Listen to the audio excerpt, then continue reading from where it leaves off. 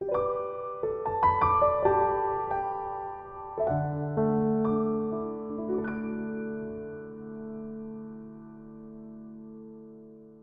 estou falando aqui em nome da coordenação do curso de licenciatura em matemática do campus Maracanaú.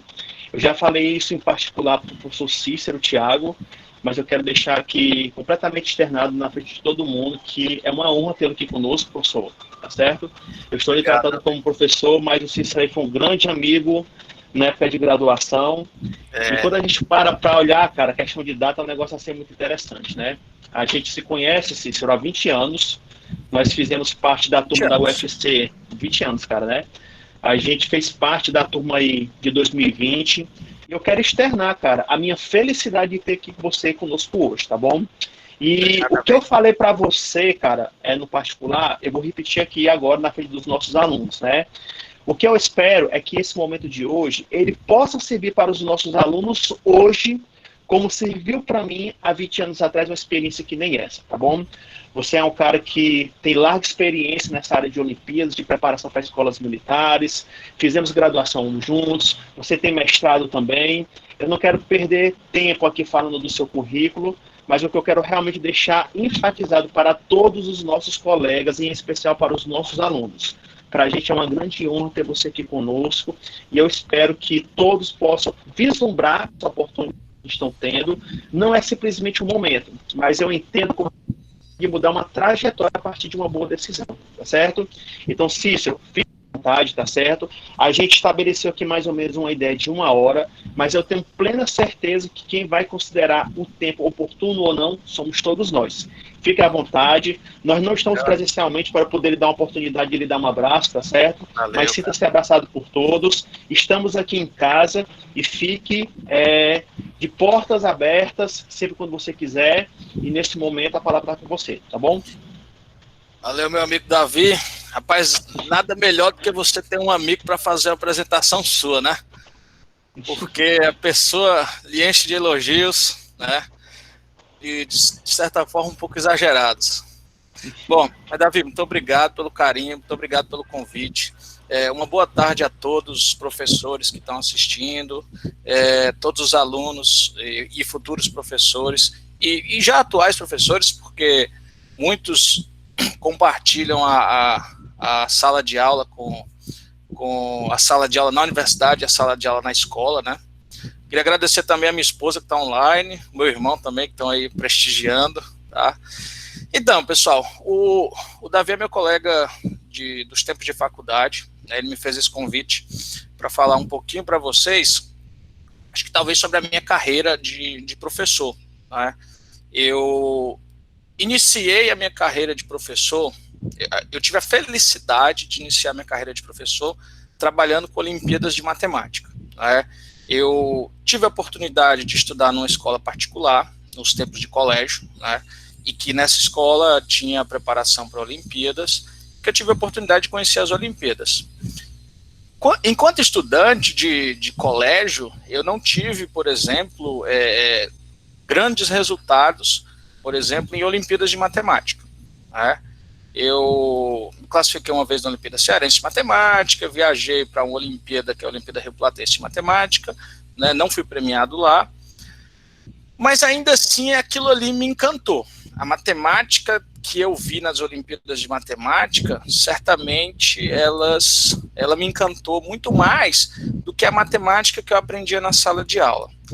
Primeiro porque os meus professores da Olimpíada de Matemática, isso na minha época de estudante, né, de colégio, eu sentia que eles tinham uma certa autonomia com relação a tempo de discutir determinados assuntos com a gente, o que infelizmente a gente não tem na sala de aula tradicional.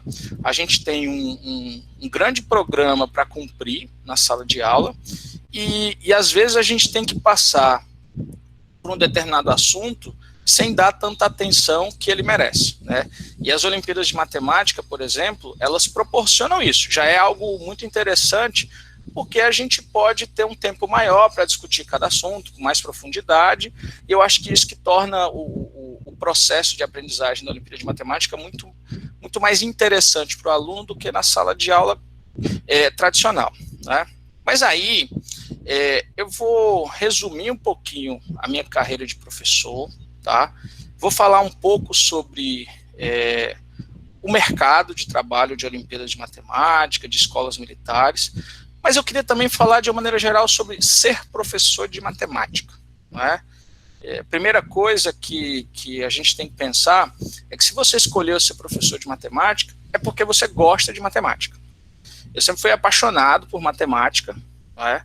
E como eu falei, eu tive a sorte de, no meu tempo de colégio, eu ter estudado numa escola particular que oferecia aulas extracurriculares de Olimpíadas de Matemática, né? Eu também tive muita sorte de, imediatamente após entrar na universidade, ser contratado pela escola que eu estudei para trabalhar com Olimpíadas de Matemática com crianças, com alunos do que hoje a gente chama de sexto ano e na época era a quinta série, né?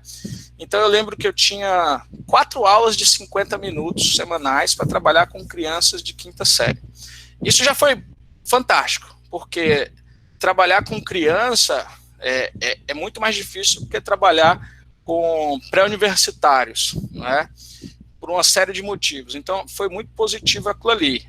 Acho que meu processo de amadurecimento começou a ser mais cedo, começou a vir mais cedo por causa disso, de eu ter tido contato com crianças e nesse universo da Olimpíada de Matemática. Aí vem um ponto interessante, né?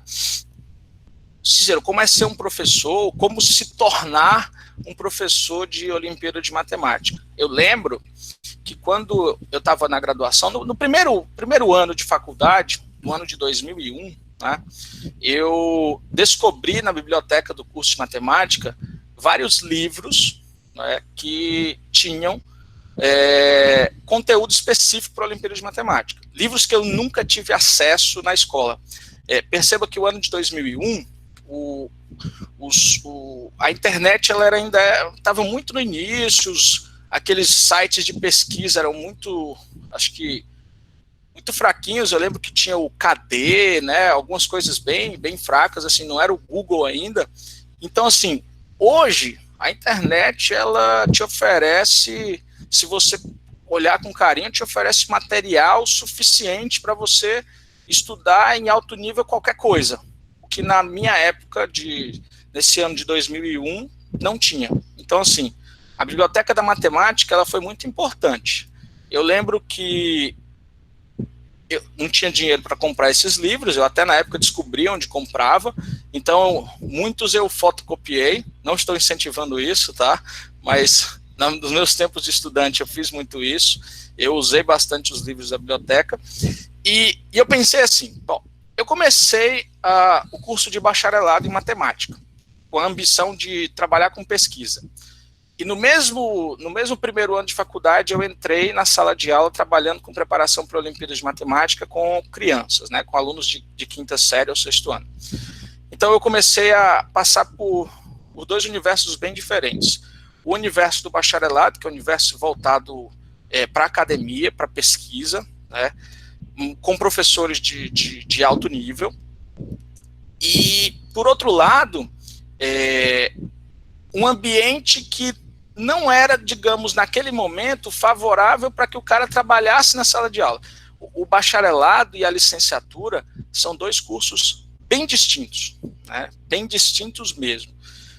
Mas, assim, comecei, né, o curso de bacharelado e, nesse início de ano de 2001, eu descobri a Biblioteca da Matemática e muitos livros. E aí eu pensei, bom, eu não fui um estudante que teve muito sucesso nas Olimpíadas de Matemática no colégio.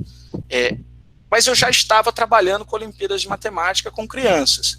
Então, eu coloquei na minha cabeça o seguinte, eu quero ser um bom professor de Olimpíadas de Matemática. Afinal, é o único trabalho que eu tenho hoje. É claro que eu tinha, talvez, a ambição de entrar em outros segmentos, mas o que eu tinha naquele momento era 4 aulas de 50 minutos para a Olimpíada de Matemática. Então eu decidi, eu vou estudar para que eu esteja capacitado para treinar alunos para participar de Olimpíadas de Matemática. Então o que foi que eu fiz? Eu me agarrei com todos esses livros. Eu lembro que, talvez o Davi lembre disso, o Carlos também, na Biblioteca da Matemática, no início da faculdade, lá no fundo ela tinha ar-condicionado, e lá no fundo tinha um sofá. Eu lembro que eu ficava nesse sofá muitas horas. Eu pegava esses livros e ficava sentado lá muitas horas nesse sofá, lendo esses livros. E quando eu já estava com a cota de livros toda alugada, eu ficava lá atrás sentado com esses livros estudando, né?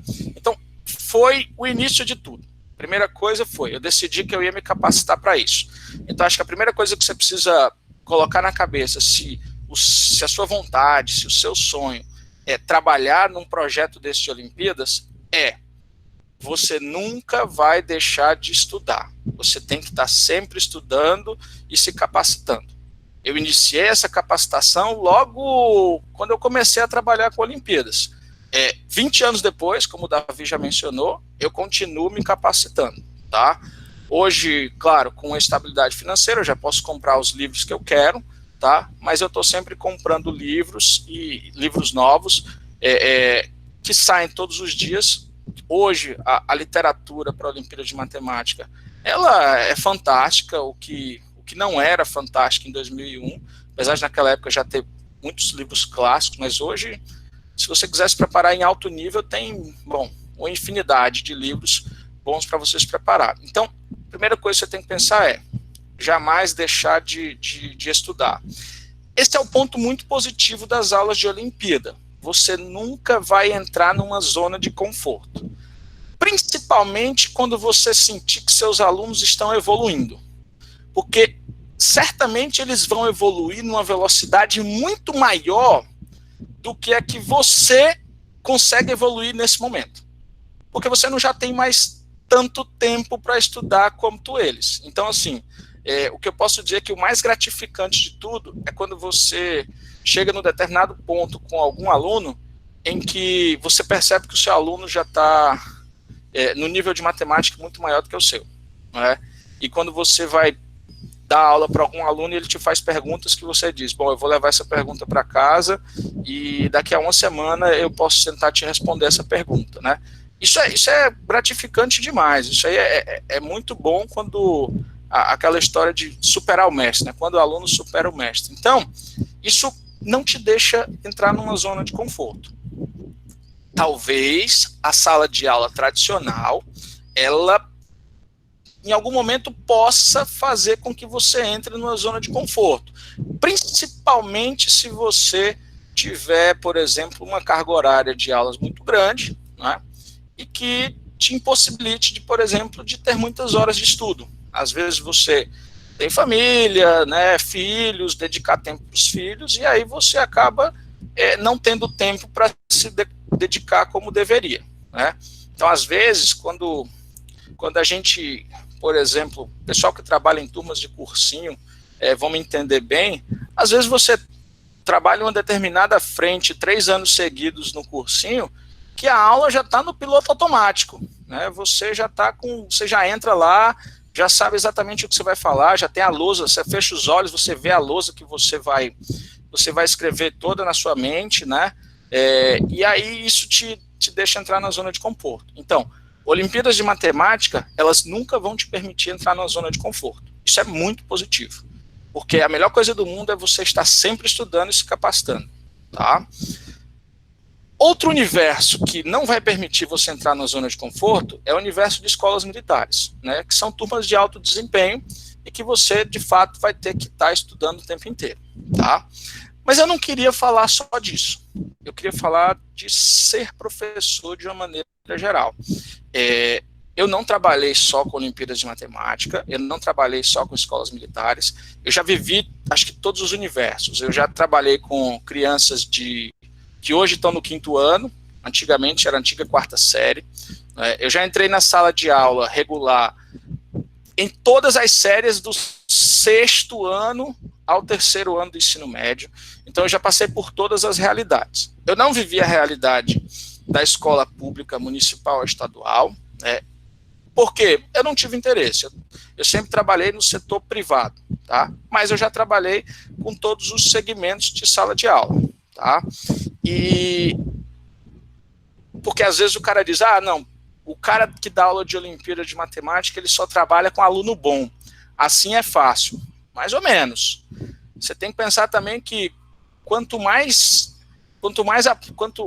melhores são os seus alunos, melhor vai ter que ser a aula que você prepara e mais difícil vai ter que ser a aula que você prepara, né? Mas é claro, quando você está numa sala de aula em que você só tem alunos que estão extremamente interessados, é óbvio que a chance de aquilo ali ser muito bom, ou que a aula seja de alto desempenho e que todos amadureçam mais rápido, com certeza isso aí vai acontecer mais vezes. Mas eu queria falar de ser professor de matemática, né? Como eu falei, primeira coisa, se você entrou numa graduação em matemática, é porque você gosta de matemática, tá? Se você entrou numa licenciatura em matemática, é porque você tem a ambição de ser professor, né? Eu larguei o bacharelado. Eu decidi migrar para a licenciatura porque eu me apaixonei pela sala de aula. Eu sou apaixonado pela sala de aula. Eu posso dizer para vocês que eu amo estar ali na sala de aula. É fantástico você falar de matemática para qualquer tipo de público, tanto o público interessado quanto o público não interessado, tá? Cícero, mas por que essa pergunta? Porque matemática, bom, ela está na nossa vida. Então a melhor coisa do mundo, ela está... a gente precisa de matemática em tudo que a gente vai fazer. Talvez não diretamente, mas a matemática está inserida em tudo. Então, a melhor coisa do mundo é você ter a oportunidade de você falar para jovens o quanto a matemática vai ser de importante na vida deles. E, de alguma forma, você contribuir para que aqueles jovens que acreditam que matemática é um dom, que pessoas que sabem matemática são aquelas pessoas que têm dom, de você mostrar que isso não é verdade. Eu acredito fortemente que aprender matemática não está associado a você ter um dom. Ah, não, o cara já nasceu com a predisposição para exatas. Não. Isso é péssimo. Isso afasta muita gente das exatas, principalmente o público feminino. Eu não sei dizer exatamente por que as mulheres se afastam mais, mas eu particularmente sou defensor de que não existe essa história de dom. Eu acho que qualquer pessoa consegue aprender matemática com profundidade se você tiver uma mentalidade de crescimento, né? Se você acreditar que você pode aprender matemática em alto nível e, claro, se você buscar mentores, professores que possam te ajudar bem nisso aí. Existe uma mentalidade que é uma mentalidade de não crescimento, é uma mentalidade fixa, que é aquela mentalidade que o cara diz, eu não vou aprender isso aí, eu não vou conseguir aprender isso aí, você de fato vai ter muita dificuldade na sua vida. Tem uma autora que está fazendo muito sucesso no momento, se chama Jo Boaler. Ela é uma professora de matemática que trabalha com educação, né? E ela defende exatamente isso. Essas duas expressões que eu citei para vocês, mentalidade fixa e mentalidade de crescimento, ela fala demais nos livros dela. Então, o melhor livro dela é o primeiro livro que ela escreveu, que é o Mentalidades Matemáticas. E ele fala exatamente isso, de que você é capaz de mostrar para qualquer jovem que é possível aprender matemática de maneira profunda, né? Basta que a pessoa acredite e que ela tenha, claro, mentores capazes de ajudar, tá? Então, quando eu digo que é muito bom ser professor porque você é capaz de fazer isso aí. Você é capaz de mudar a mentalidade fixa para uma mentalidade de crescimento em jovens que não acreditavam serem capazes de aprender matemática. E que em um determinado momento vem aquele estalo e o cara diz assim, caramba, como isso é legal, né? Agora eu já consigo enxergar as coisas de um outro ponto de vista. Mas é claro, quando você trabalha com alunos que são dedicados, que são interessados, bom, isso aí flui de uma maneira absurdamente mais rápida. Esses alunos são os alunos que têm a mentalidade de crescimento e que sabem que podem evoluir. Tá? Então, nós, professores, somos responsáveis, tá, por tentar, de alguma forma, convencer esses alunos de que essa mentalidade de crescimento é possível, certo? E não só as aulas das Olimpíadas de Matemática ou de escolas militares permitem isso. A sala de aula tradicional, ela também vai permitir isso daí. O Davi falou, já no final da fala dele aqui, sobre um momento, há 20 anos, que, digamos, o convenceu a, eu vou seguir.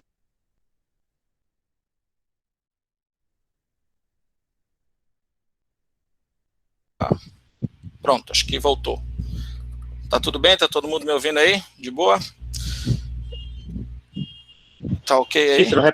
Cícero, faz só gentileza, repete de novo aí, quando você citou há 20 anos atrás.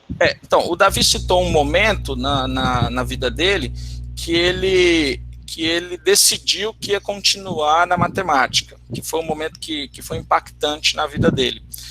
Eu gosto muito de um filósofo brasileiro chamado Clóvis de Barros Filho. Ele é um professor da USP, da Escola de Comunicações e Artes, né?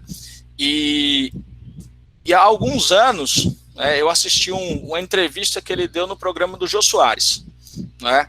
E nessa entrevista ele falou, o tema da entrevista dele era felicidade.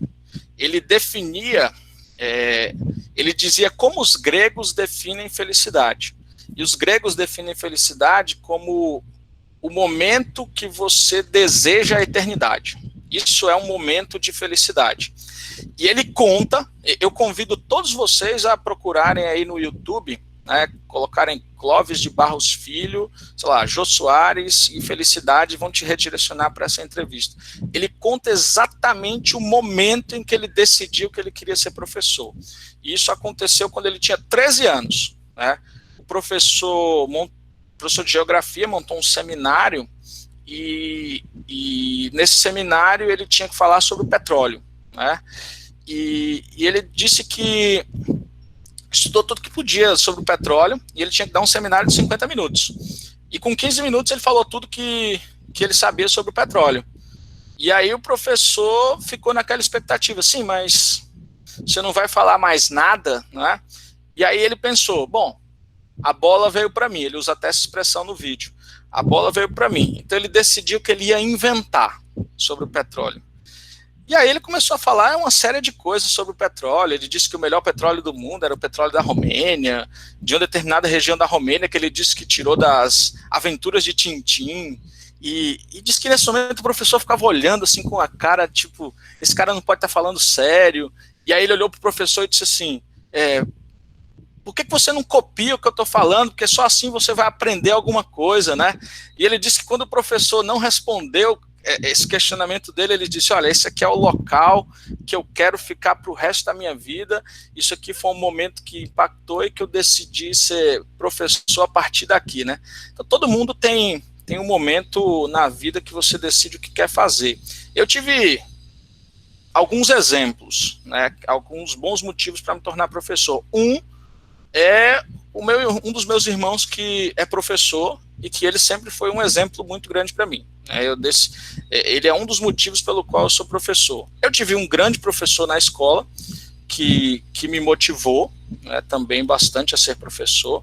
Eu olhava para ele e eu pensava assim, eu gostaria de fazer coisas na lousa que esse cara aí faz, né? E eu também tenho um tio-avô que ele tem uma história fantástica, ele é ex-aluno do ITA, ele tem doutorado em física, né, e eu lembro que quando eu estava no terceiro ano do ensino médio, ele me deu uma revista de matemática e física muito legal, e que aquilo ali também teve um papel muito importante na minha carreira como professor. Então eu tive 3 bons exemplos, né.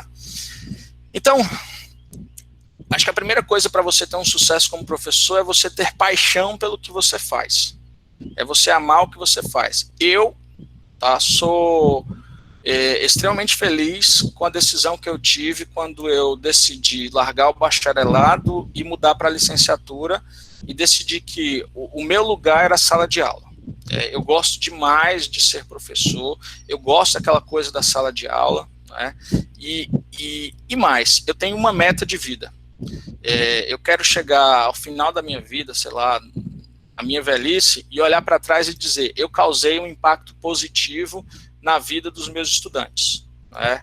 Eu não quero ser um professor lembrado por ser um professor ruim. Não, eu quero ser lembrado por ter sido um professor que causou um impacto positivo na vida dos alunos, tá? Então, pense nisso. Monte as suas aulas com amor, entre na sala de aula com vontade, passe toda a emoção que você sente ao resolver um problema que você diz assim, caramba, esse problema é um problema sensacional, a solução é linda. Passe isso para os seus alunos, tá? Transmita esse carinho que você tem para os seus alunos. Isso vai fazer, ou vai ajudar pelo menos a que eles passem a ter uma mentalidade de crescimento, que eles acreditem que de fato, né, aquilo ali é legal, porque é, tá? Hoje, o Davi pediu também, além de eu contar um pouco da minha história, do que eu sinto ao ser professor de matemática, ele pediu para falar um pouco sobre o mercado de professores aqui em Fortaleza, em todos os segmentos possíveis, né? De fato, Olimpíadas de Matemática e escolas militares, hoje em Fortaleza, são as aulas que são, digamos, as aulas com maior valor, né? Se você chegou num determinado ponto em que você se sente capaz de trabalhar com Olimpíadas de Matemática, né, e for contratado por uma escola, você vai ver a diferença de preço de uma hora-aula, de uma aula tradicional de colégio, para uma hora-aula de Olimpíadas de Matemática. Existe uma diferença significativa. Cícero, qual é o motivo disso daí, se a sala de aula, por exemplo, seja talvez muito mais difícil pela quantidade de alunos que você tem, pela quantidade de trabalho que você vai ter em elaborar a prova, corrigir prova. A aula da Olimpíada de Matemática e de escolas militares se torna mais caro pelo grau de dificuldade que essa aula tem, né? Pelo quanto difícil vai ser você preparar uma aula de alto nível. Talvez você tenha muito menos trabalho em relação a corrigir provas, elaborar prova, participar de reuniões pedagógicas. Certamente você vai ter muito menos trabalho com relação a isso. Por outro lado, você vai ter um trabalho muito maior e muito mais difícil para preparar essa aula. Por isso que a hora-aula de Olimpíadas de Matemática de escolas militares é a hora-aula mais bem paga em Fortaleza e talvez em outras cidades pelo Brasil. Eu tive a oportunidade de morar na cidade de São Paulo, né, e lá não é muito diferente. Apesar de que aqui em Fortaleza existe um grupo muito maior de escolas que investe pesado em Olimpíada de Matemática. Fortaleza é um universo atípico, tá? É um mercado completamente atípico se você olhar as outras cidades do Brasil. São Paulo tem escolas que investem dinheiro em Olimpíada de Matemática, mas é um grupo pequeno de escolas, né? Fortaleza não. Fortaleza tem sei lá, se você conta aí pelo menos você diz facilmente umas 7 escolas que investem bem em Olimpíadas de Matemática. Então, a primeira coisa que eu posso falar para vocês quer ser um professor de Olimpíada de Matemática? Hoje você tem a internet a seu favor, algo que eu não tive lá atrás. Eu tive que recorrer aos livros da Biblioteca de Matemática lá da UFC. Hoje é muito fácil você conseguir PDFs de livros excelentes, apesar de eu ser contra, tá, o uso dos PDFs, eu sou a favor da compra do livro, né? No início da minha carreira eu fazia muito fotocópia, mas depois que eu tinha dinheiro para comprar o livro, eu resolvi fazer o seguinte, valorizar o trabalho do autor, porque depois que eu escrevi um livro de Olimpíada de Matemática e vi o quanto difícil é isso aí, eu pensei, não, eu preciso valorizar o trabalho do autor. Esse cara sofreu muitas horas, então para ter o livro dele eu tenho que pagar por esse livro. Então eu sou a favor disso aí, tá? Mas assim, existem os PDFs na internet, existem inúmeros sites voltados para isso, existe o YouTube, e assim, uma coisa que muitos me perguntam, muitos mesmo, alunos, professores, colegas que não trabalham nesse universo, muitos dizem assim, mas para o cara trabalhar na Olimpíada de Matemática ele tem que ter QI, né? Aí todo mundo sabe que esse QI aí não é o QI que está todo mundo esperando, na verdade é o que indica, né? Pois é, eu Cícero, tive muita sorte, como eu falei no início da minha carreira. Eu estudei numa escola que tinha preparação, eu vivi a realidade da escola e eu tive a oportunidade de ser convidado para trabalhar, né, com crianças na Olimpíada de Matemática, porque o meu professor de colégio, exatamente o cara que foi uma das pessoas que eu me inspirei para ser professor, ele acreditou que eu tinha potencial para ser professor de Olimpíada de Matemática. Pois é, eu tive um quem indica. Só, galerinha, que o QI, talvez ele sirva para você entrar, mas você só vai ficar se você tiver competência para ficar. E para você adquirir essa competência para ficar, você tem que se dedicar, você vai ter que estudar bastante. Então, é claro, o que indica é importante? É. Mas você tem que realmente ser um cara ponta firme. Você tem que ser um cara que vai estar lá e que vai dar conta do recado, né? Por outro lado, hoje tem uma ferramenta que eu acho extremamente fantástica e que não existia, por exemplo, naquela época. Talvez o que indica hoje não seja tão importante ou tão valioso como há 20 anos, porque hoje tem as redes sociais. Você tem condição de fazer o seu marketing pessoal, né? Tem gente que usa o Instagram e consegue assim dezenas de milhares de seguidores e não precisou de nenhum quem indica. Na verdade, o quem indica dele foi o Instagram dele, foi o marketing pessoal que ele fez. Então, assim, hoje, saibam aproveitar a tecnologia, usem a tecnologia a favor de vocês, tá? As redes sociais, elas servem muito para isso. Eu demorei muito tempo para associar a minha carreira de professor às redes sociais, tá? Eu vou completar 20 anos na sala de aula, né? Se eu disse para vocês que entrei na sala de aula em 2001, eu estou completando 20 anos, né? E só depois de 20 anos que eu resolvi entrar nessa coisa de rede social. Eu criei um canal de YouTube um pouco antes de começar a história da pandemia, né?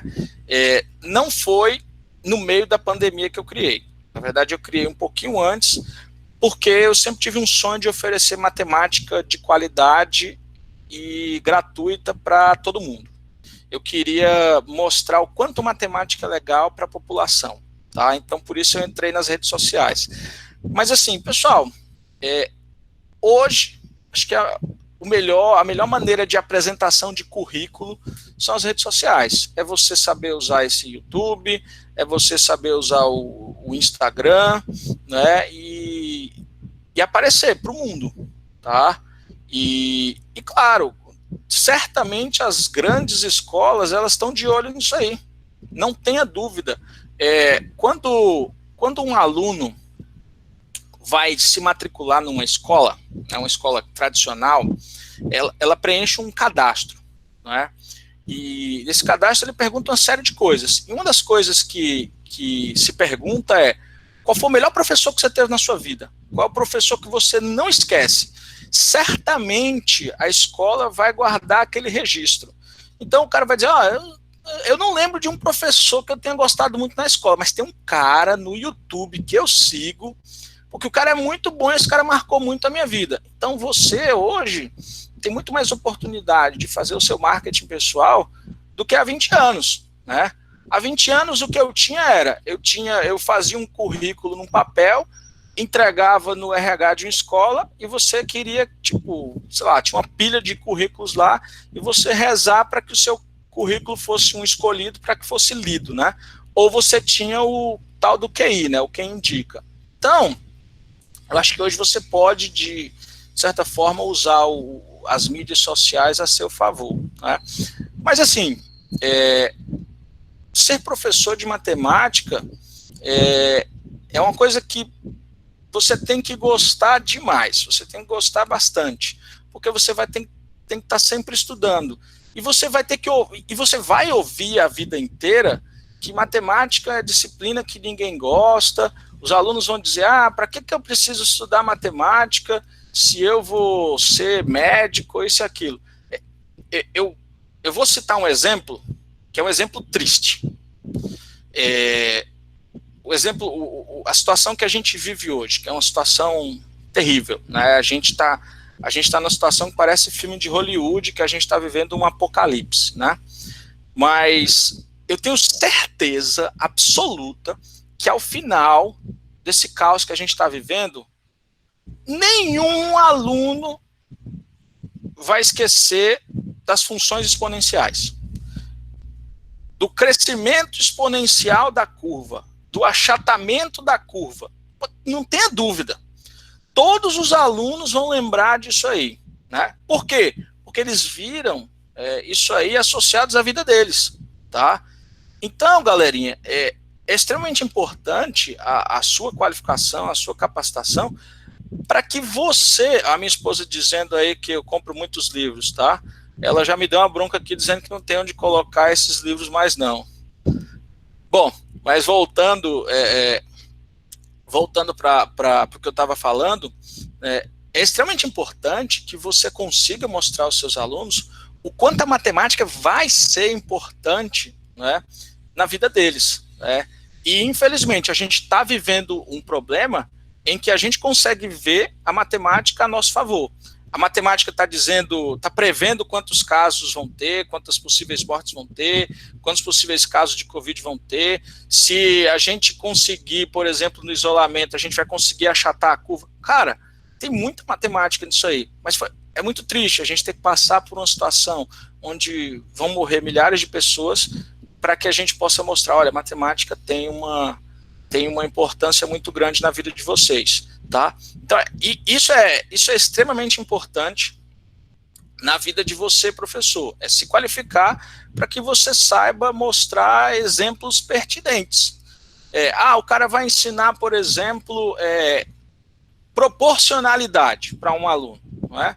Aí o cara começa aquela aula assim, então, pessoal, eu vou falar aqui de proporcionalidade, a proporcionalidade direta, a representação gráfica é uma reta que parte da origem, né? A proporcionalidade inversa, a representação gráfica é uma hipérbole, e aí o cara começa a usar exemplos, aí ele resolve uma regra de 3, e aí o aluno vai dizer o seguinte, poxa, isso aí vai ser útil na minha vida para quê, né? Uma coisa muito boa que tal mostrar um exemplo de proporcionalidade que de fato o aluno consiga enxergar, né? Por exemplo, duas grandezas que são inversamente proporcionais, velocidade e tempo. Você propõe uma situação na sala de aula, você diz assim, pessoal, eu vou dar uma corridinha aqui da mesa do professor para a porta da sala de aula algumas vezes, e eu prometo que nesse percurso eu vou correr com velocidade constante, tá? Então eu vou repetir esse percurso aí algumas vezes, tá? Então a sua distância aí ela é constante. Aí inicialmente eu faço a primeira corridinha com a velocidade V e eu chego lá na porta num tempo T. O que vai acontecer se eu dobrar a minha velocidade? Na mesma hora o aluno vai perceber, peraí, será que isso vai ser uma proporcionalidade direta ou uma proporcionalidade inversa, né? Se eu dobrar a minha velocidade, eu vou dobrar o tempo, né, para chegar até a porta? Não. Se você dobrar a velocidade, né, você vai reduzir o tempo à metade, e você consegue demonstrar isso aí na fórmula tradicional da velocidade, né, que é velocidade é distância sobre o tempo. Então, você conseguiu fazer uma associação da matemática, né, com a física. Então, isso é que é importante. É você ter bons exemplos na sala de aula, escolher esses exemplos. E uma parte extremamente importante na vida do professor é prepare a sua aula. É extremamente importante que você entre na sala de aula com a sua aula preparada, você saiba o que você vai falar, você tenha bons exemplos. O improviso, ele só tem que acontecer em situações extremas, nada de querer improvisar na hora. Chegue com a sua aula prontinha, né?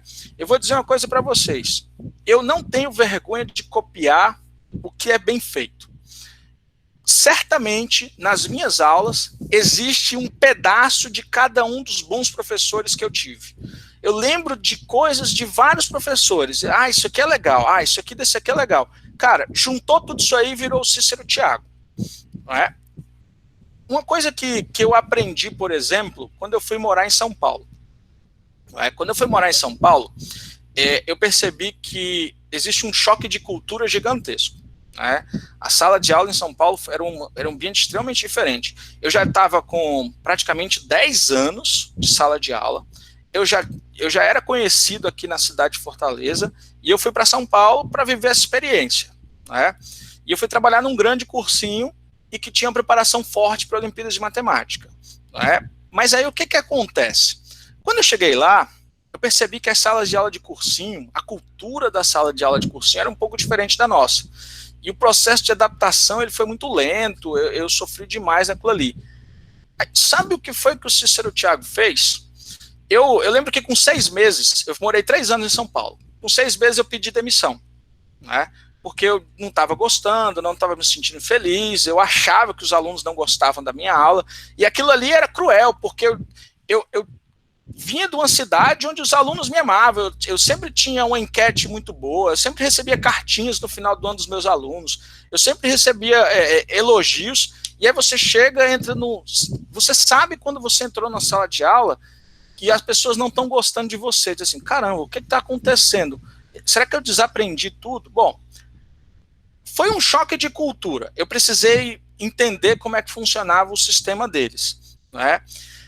Mas teve uma coisa que foi muito importante. Até 2010, com 10 anos de carreira, eu não ligava muito para a minha lousa, para a organização da minha lousa. E eu entrei na sala de aula, eu chegava para vários professores, né, e dizia assim, professores de todas as disciplinas. Eu dizia assim, professor, eu posso assistir a sua aula? Aí eu ia lá para o fundo da sala, né, das turmas que eu não era professor, tá? E, claro, para não ser reconhecido, então, por exemplo, eu dava aula nas turmas lá em São Paulo, ao invés de turmas de medicina, essas coisas, lá eles chamam de exatas, biológicas e humanas, eles fazem a separação. Então, eu dava aula, por exemplo, nas exatas e nas biológicas. Então, eu ia lá para o fundo da sala de aula de humanas, né, e eu pedia para assistir, eu assistia aula de química, de matemática, e eu via o cuidado que os professores tinham com a lousa, a organização da lousa. Pessoal, o Cícero que voltou de São Paulo foi um Cícero muito mais maduro. Um Cícero que aprendeu a trabalhar mais com um universo heterogêneo, não é? As turmas em São Paulo são turmas muito heterogêneas. Aqui em Fortaleza, essa coisa de turmas especiais, turmas regulares, turmas de Olimpíada, você acaba muitas vezes trabalhando com turmas não tão heterogêneas. Lá não, lá a primeira coisa que eu tive eu entrei em turmas completamente heterogêneas. Você tinha alunos excepcionais, mas vocês tinham alunos que tinham uma base terrível. E isso foi fundamental para melhorar o meu trabalho na sala de aula. Mas a lousa foi uma coisa que eu percebi, como uma boa lousa, como uma lousa organizada é importante, tá? E foi em São Paulo que eu aprendi isso daí, assistindo aula de vários colegas. Eu via o quanto os professores tinham cuidado com a lousa. E olha que interessante, eu comprei uma lousa para minha casa. Lá em São Paulo eles usam giz, é uma cultura que eles não conseguem largar. Então eu comprei uma lousa de giz para minha casa. E eu treinava, eu preparava todas as minhas aulas nessa lousa de giz, né? E eu usava gizes de várias cores, porque a lousa de todos os professores eram todas muito coloridas. Como aquilo foi impactante para que a minha imagem lá em São Paulo mudasse. Como os 6 primeiros meses foram terríveis e os outros 2 anos e 6 meses foram maravilhosos, porque eu precisei mudar algumas coisas, eu precisei entender como era o sistema deles, né?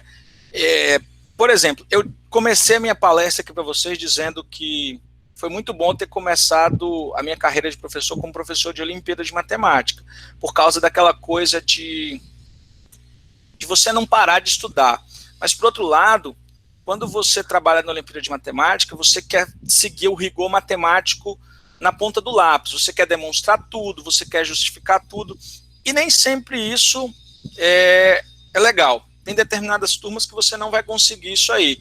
Então você tem que ter o feeling. Tem turma que você vai conseguir justificar alguma coisa, e tem turmas que não. Então é importante você não ser aquele cara que é rigoroso ao extremo, mas também não ser aquele cara que diz assim, ó, isso é isso aqui porque Deus quis. Não, tá? Então eu acho que você tem que aprender a dosar isso aí. Eu aprendi lá em São Paulo, isso aí. Eu aprendi com os meus colegas professores. E hoje eu digo, eu não tenho vergonha de copiar, tá, coisas que eu vi em bons professores que eu tive, que eu vi colegas fazendo, tá? E eu acho que vocês têm que fazer isso aí. Aproveitem os bons professores que você tem na universidade, né? E para que você possa copiar bons exemplos.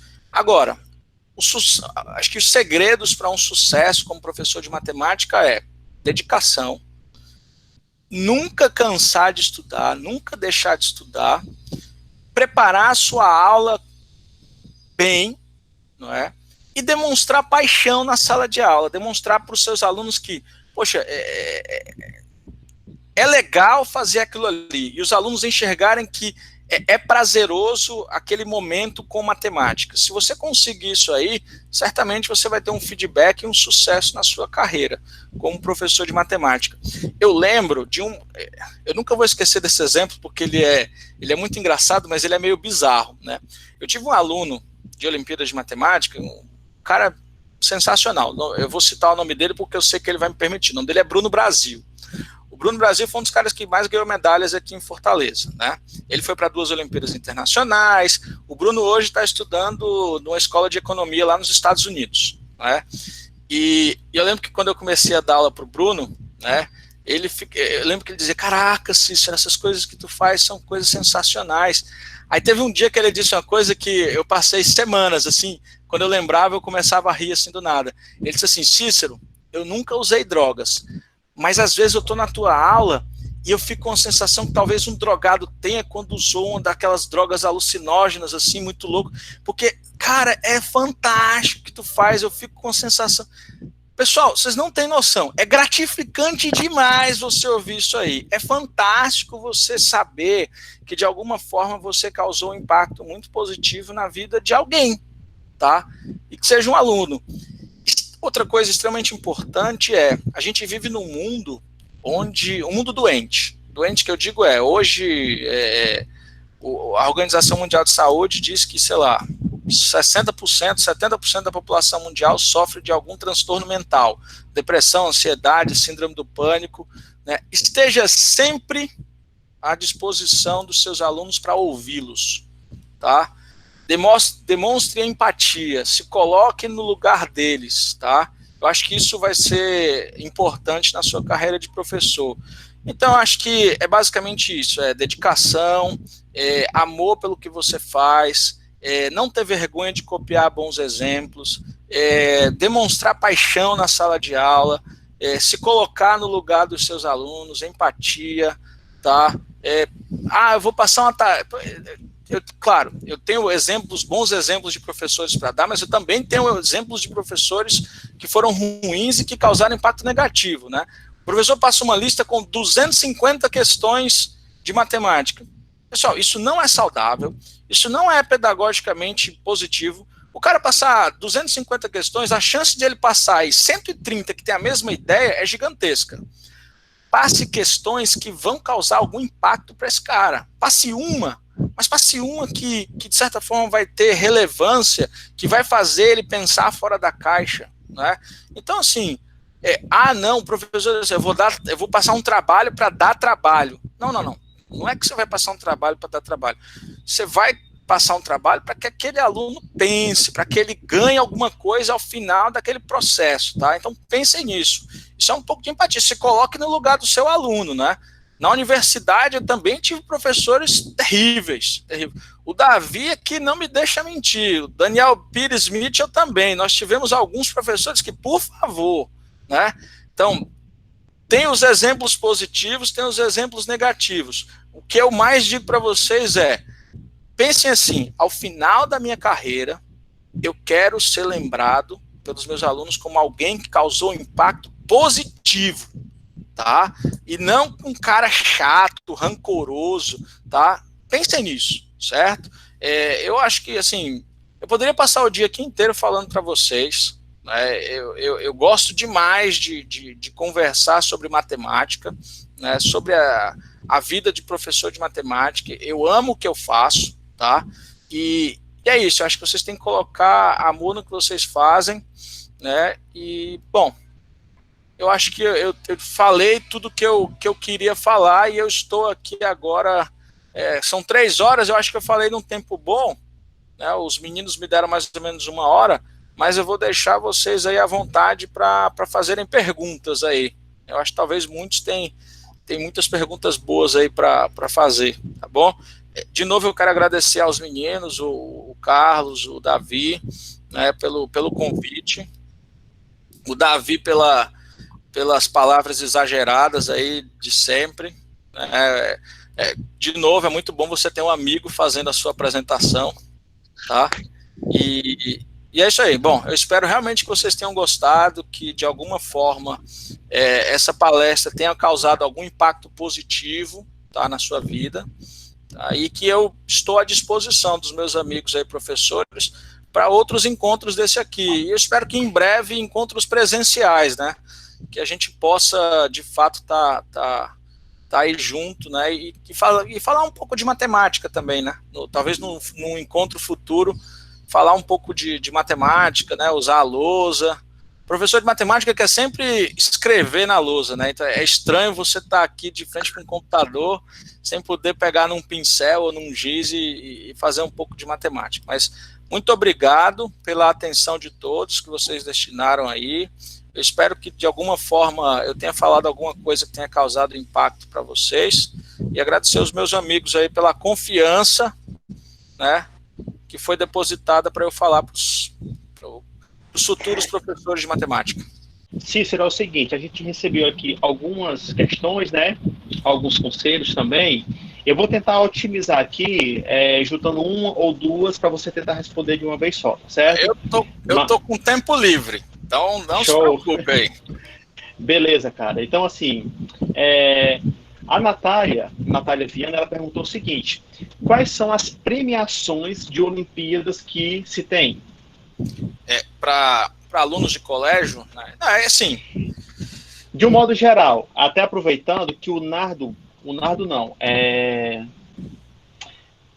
esqueci o nome da pessoa aqui, porque realmente não dei, mas aproveitando outra pergunta, dizendo o seguinte: para quem deseja seguir nessa área, ainda estudando na universidade, quais caminhos pode seguir? Tá, vamos lá, vamos responder a primeira pergunta. Com relação a prêmios, né, as Olimpíadas em geral têm medalhas que eles chamam de ouro, prata e bronze, e a menção honrosa, né, que é como se fosse uma medalha de 4º lugar. E não é só, o cara pensa assim, então vai ter um aluno com medalha de ouro, um aluno com medalha de prata, um aluno com medalha de bronze. Não. Normalmente as medalhas são distribuídas na proporção 1:2:3, não é? Então, sei lá, tem 10 medalhas de ouro, 20 de prata, 30 de bronze, e os diplomas de menção honrosa, as bancas organizadoras, elas decidem muito por melhores soluções, alunos que apresentaram soluções bonitas, né, ou resolveram a questão de maneira... A Olimpíada Internacional de Matemática, por exemplo, o critério para você ganhar menção honrosa é você ter resolvido uma questão de maneira completa, de maneira perfeita, ganhar a pontuação máxima em uma questão. Né? Então, esse é o critério. Então, assim, os prêmios são esses. Agora, existem algumas Olimpíadas que dão prêmios diferentes. Tem uma Olimpíada virtual aí que dá prêmios, por exemplo, calculadora científica, computadores, mas em geral os prêmios são essas medalhas, né, que vão ter um impacto absurdamente positivo no currículo desses alunos, né? E basicamente isso. Eu não sei se essa era realmente a dúvida dela, se eu consegui tirar a dúvida. E repete sua outra pergunta, Davi, que eu acabei esquecendo. Pronto. Como se preparar? Foi isso na universidade? Pronto, eu vou ler para você, tá certo? Tá. Especialmente o Fernando colocou agora por último, e está na mesma linha. Para quem deseja seguir nessa área, ainda estudando na universidade, quais caminhos a seguir? Essencialmente o mesmo que o meu, né? Eu comecei, eu acho que eu me tornei um bom professor de Olimpíadas porque eu fui um cara muito dedicado. Eu peguei os livros na biblioteca lá da UFC, quando eu era estudante, e eu devorei aqueles livros todos. Eu lembro que eu resolvia de capa a capa todos aqueles livros que eu pegava. Na minha época, eu só tinha acesso àqueles livros. Hoje não. Hoje, se você colocar Olimpíada de Matemática no Google, você vai ter um universo de possibilidades aí para estudar.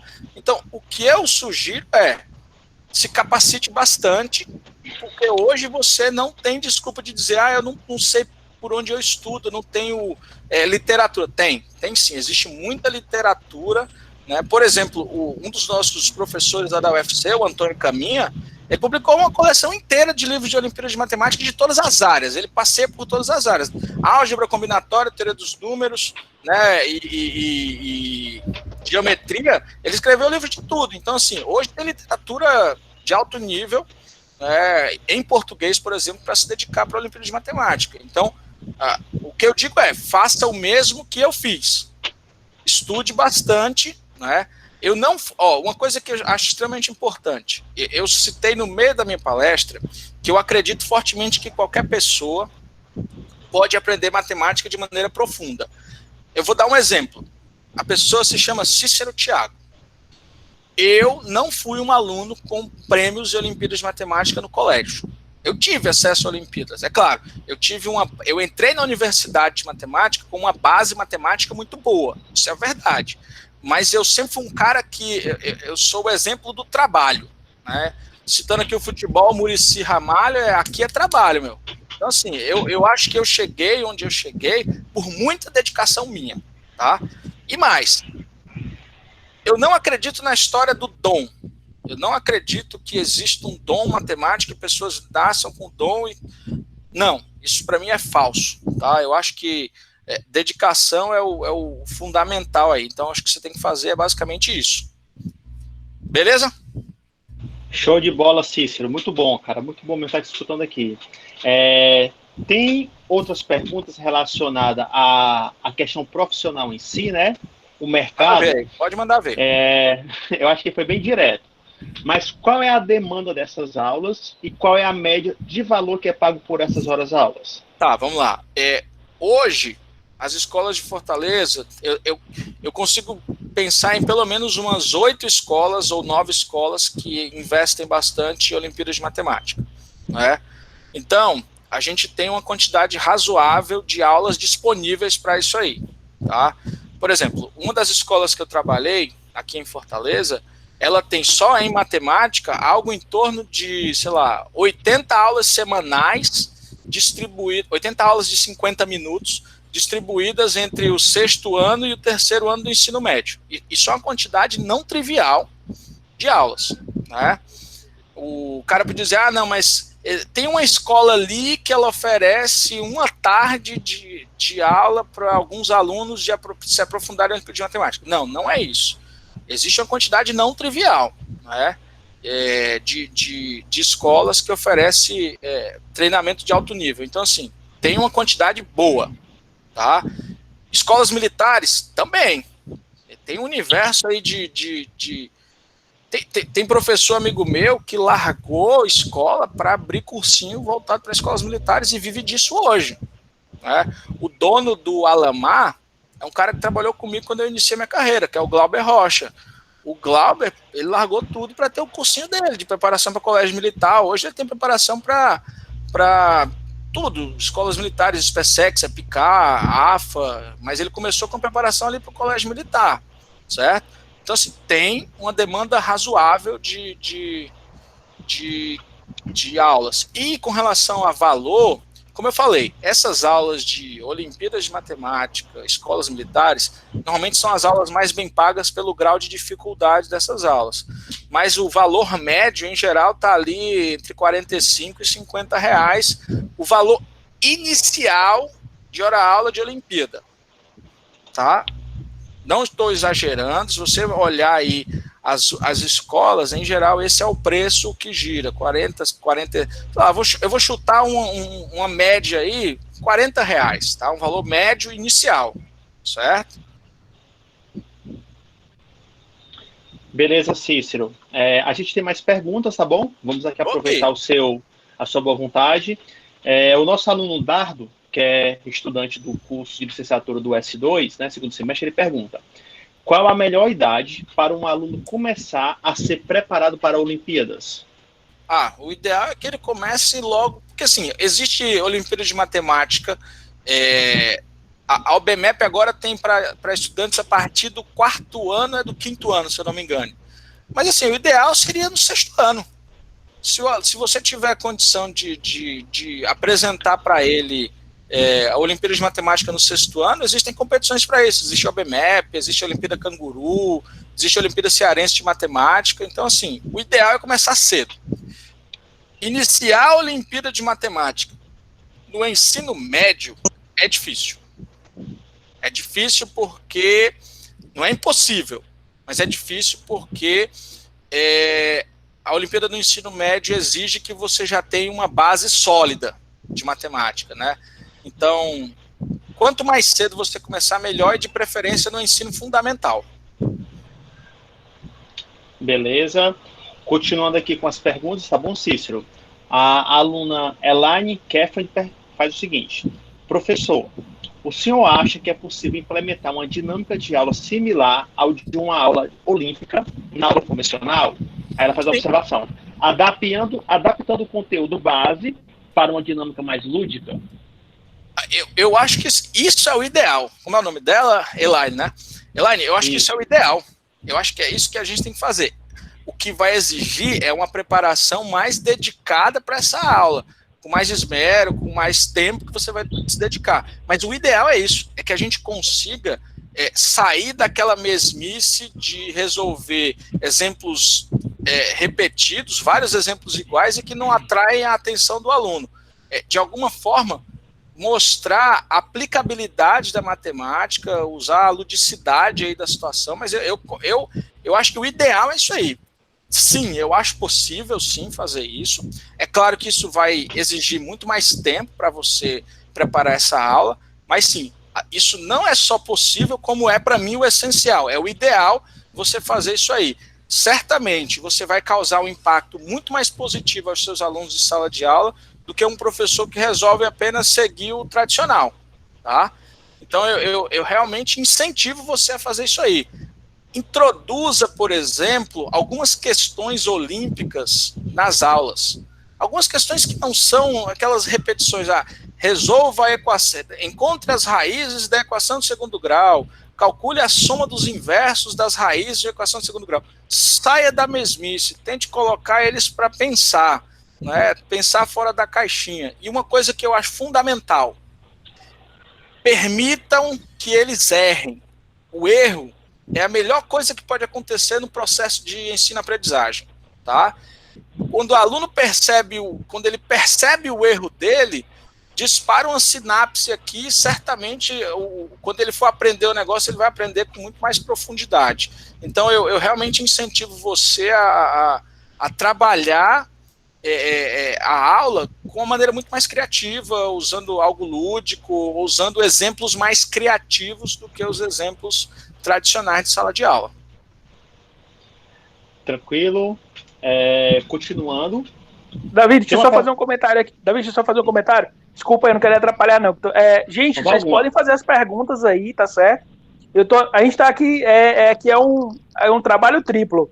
Vocês estão fazendo as perguntas, eu estou passando para o Davi, o Davi está lendo ali, tá certo? Então, todas as perguntas, João Cláudio aí tem pergunta, Natália, todas as perguntas da galera, do Davi, a gente tem anotado aí, tá certo? Então, a gente está anotando, podem fazer as perguntas, viu? O Cícero aqui já se disponibilizou, isso é maravilhoso. Aproveitem demais aí esse momento, tá certo? Que é importantíssimo, Valeu, obrigado. Beleza. Valeu, Carlos, obrigado aí. E só enfatizando, pessoal, eu não estou lendo as perguntas diretamente de onde eu estou olhando para o Cícero aqui, tá certo? É toda uma logística por trás para a gente não perder os questionamentos dos alunos, tá bom? A gente realmente está instigando vocês a tirarem as dúvidas e vislumbrar o futuro profissional de vocês, tudo bem? Tem uma pergunta que eu achei interessante, porque me lembrou muito do Yuri Lima. Eu posso ser equivocado, mas eu acho que o Yuri ele foi o primeiro ou o único medalhista de ouro nas Olimpíadas Universitárias aqui do Ceará, não é isso? Foi o primeiro, né? Primeiro. Pronto, eu estou te perguntando isso porque a Natália Viana perguntou como funciona as Olimpíadas no âmbito de nível superior. Só um detalhezinho, Cícero. Eu me recordo que quando o Yuri ganhou, a gente estudava juntos, né? Eu já era aluno de mestrado e o Yuri, ele era aluno de graduação. Então, assim, ele foi medalhista. Aí foi uma reportagem lá para o campus da UFC, né? Entrevistou todo mundo lá na sala de aula, sabe? Foi um negócio assim, muito interessante. E ele, assim, muito solícito com os colegas, né? Sempre incentivando o desenvolvimento da matemática, né, essa área de Olimpíada especialmente. Então foi assim uma pergunta que me fez lembrar desse detalhe, tá bom? Desculpa aí. E o Yuri hoje é professor do departamento de matemática da UFC, né? Ele é o precursor na área de sistemas dinâmicos lá na UFC. Ele fez doutorado no IMPA, pós-doc na França, né? E assim, ele foi um dos caras mais premiados em Olimpíada de Matemática aqui no Ceará. Mas volta só para a pergunta um pouquinho antes do Yuri. Eu perdi a linha de raciocínio. Beleza, ela perguntou o seguinte: quem perguntou foi a Natália, tá bom? Olimpíada Universitária. Como se preparar? Justamente. Beleza, pronto. Isso. Pessoal, a Natália foi a pergunta? Cícero, aproveita e a Natália também pergunta como se inscrever na Olimpíada de Matemática. Tu pode juntar os dois? Vamos lá. Obrigado. Existem inscrição, cada estado tem um coordenador regional. Tá?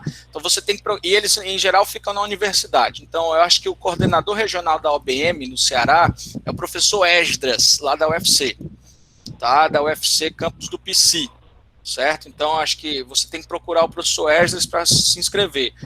Olimpíada Universitária, basicamente você vai ter que estudar cálculo e álgebra linear. Basicamente é isso.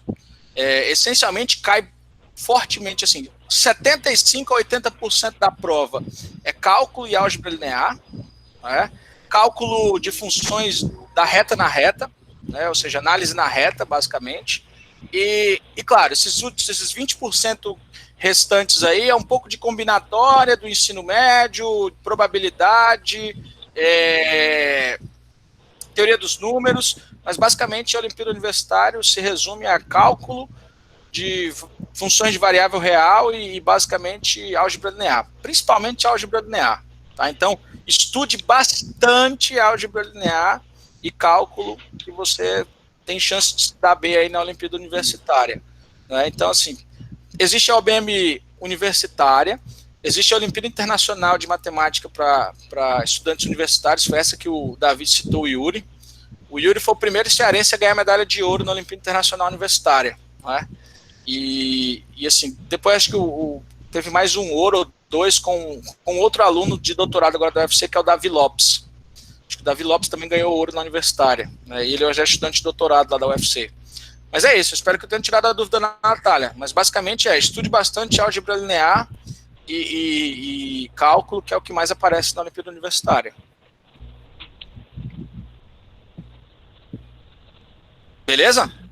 Beleza. O Carlos puxar aqui a fazer. Pronto. A gente tem algumas perguntas aqui, Cícero. Uma delas é do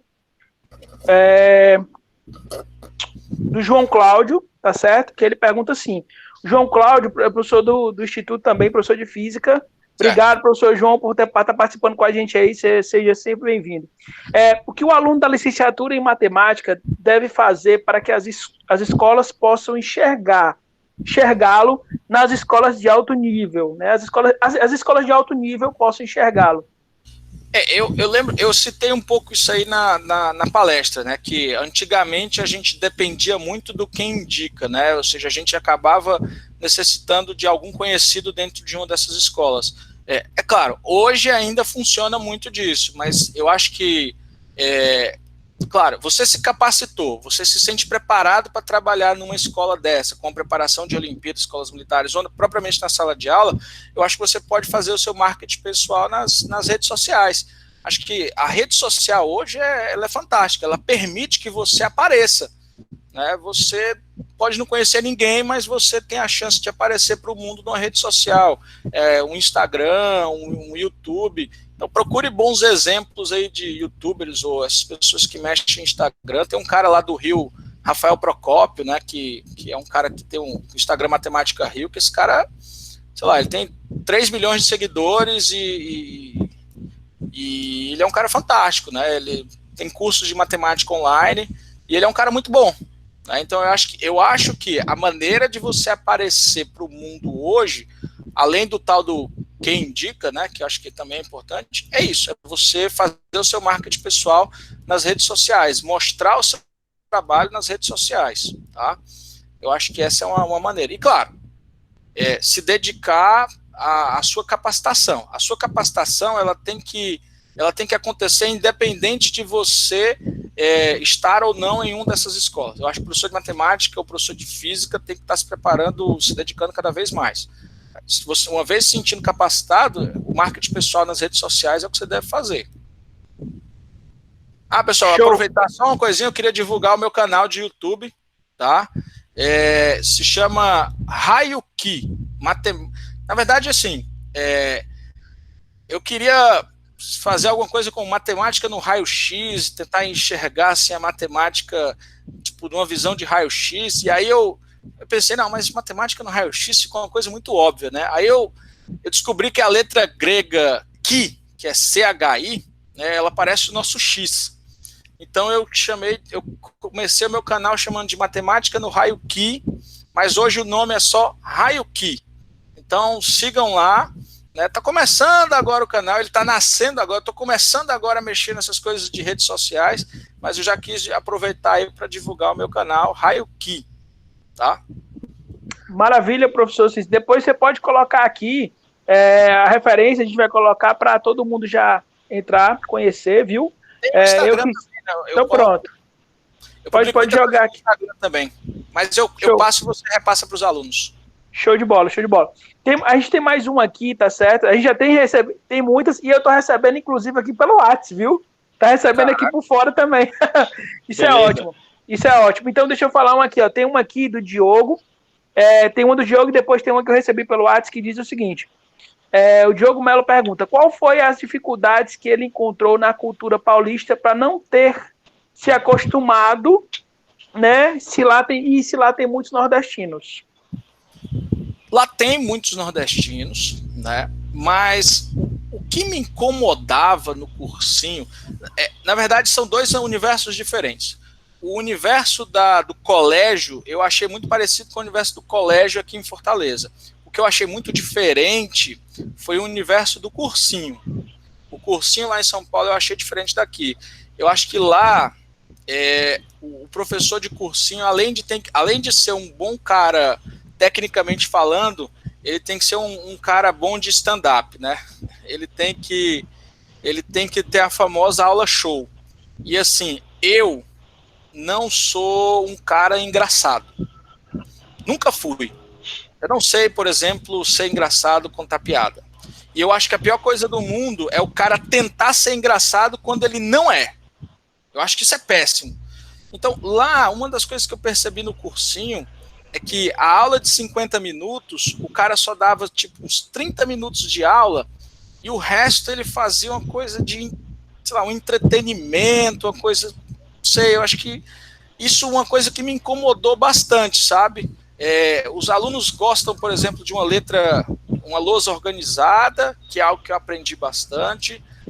Os alunos gostam que você consiga trabalhar com um público bastante heterogêneo, e eu lembro que eu trabalhava muito com turmas de alto desempenho, então eu era muito rigoroso na matemática, e eu aprendi a usar o rigor na hora certa. Eu acho que isso foi uma coisa que eu aprendi lá, mas eu acho que isso aqui se transfere também para Fortaleza, mas eu acho que o que me incomodava mais nas turmas de cursinho lá era essa coisa do professor ter que agradar, não só matematicamente falando, mas agradar também na parte do stand-up. Isso me incomodou muito.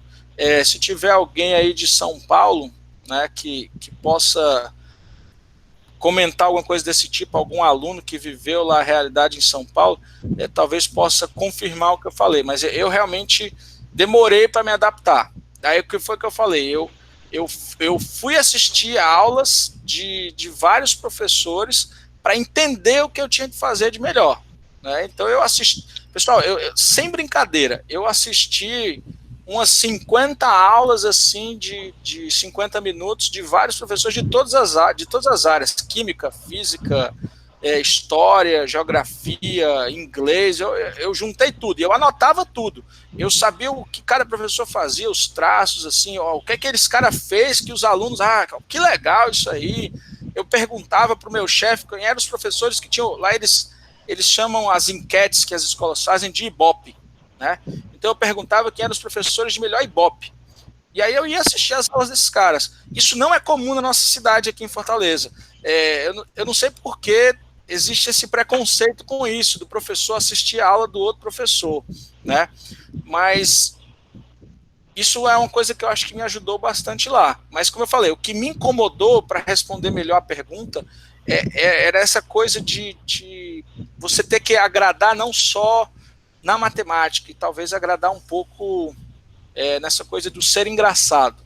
E você ser engraçado, tentar ser engraçado quando você não é péssimo. Então você precisa, digamos, sei lá, preparar ser um ator para poder agradar os alunos, não só na matemática. Eu acho que foi isso que me incomodou lá no início. Às vezes a gente entende muito isso, viu, Cícero? E eu lembro que eu trabalhei numa escola, né, onde o cara tinha uma pessoa o cara era incrível porque nos últimos 5 anos o cara tinha uma enquete 10 em tudo. O cara era o cara que mais tinha aula, ele tinha mais aula do que eu, ele tinha 71 aulas nessa escola, né? 71 aulas, e ele tinha 10 em todas as enquetes, em todas. Aí eu disse, cara, é impossível, isso aí, cara, é impossível. E não era ele que me dizia, não, eram todos os outros professores e o dono da escola, né? E eu fui bater um papo com o cara. Eu disse, macho, me diz aí como é que é essa história aí. Eu fui conversar com ele, fui batendo um papo, eu era muito novo, né? Isso foi há 15 anos atrás, e eu conversei com ele, e eu posso dizer a ele, Luquinhas lá de Sobral, não era o nosso Luquinhas daqui, e eu disse, cara, pelo amor de Deus, cara, como é que é esse negócio? Aí eu fui bater um papo com ele e aprendi um monte de coisa, né? Então eu aprendi muito, como você falou aí, eu tive alguns professores dos quais a nossa aula hoje é incrível. A nossa aula hoje é essa aula que você coletou da galera, né? A gente coletou dos nossos bons professores, né? O que tinha de bom a gente catou, e o que tinha tinha de ruins, a gente pegou e disse, não, ó, isso aqui eu não gostei, isso aqui não tem perigo de eu colocar na minha aula, né? Continuando aqui, meu amigo, tá muito bom o negócio, viu? Aqui tem mais uma série de perguntas aqui. Alguns eu tô recebendo aqui. Uma mensagem aí, um abraço pro meu ex-aluno Diego Eloy, grande professor hoje aí.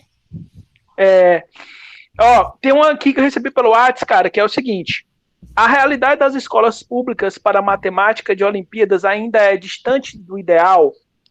Aí ele faz 3 perguntas juntas aqui. Eu vou fazer as 3, certo? A primeira é uma pergunta, 3 perguntas não só. A realidade das escolas públicas para matemática de Olimpíadas ainda é distante da ideal? Existe algum investimento por parte dos governantes? Existem escolas que contratam professores voltados somente para esse tipo de ensino? Tá, vamos lá. Longe do ideal mas já é muito melhor do que foi há 20 anos.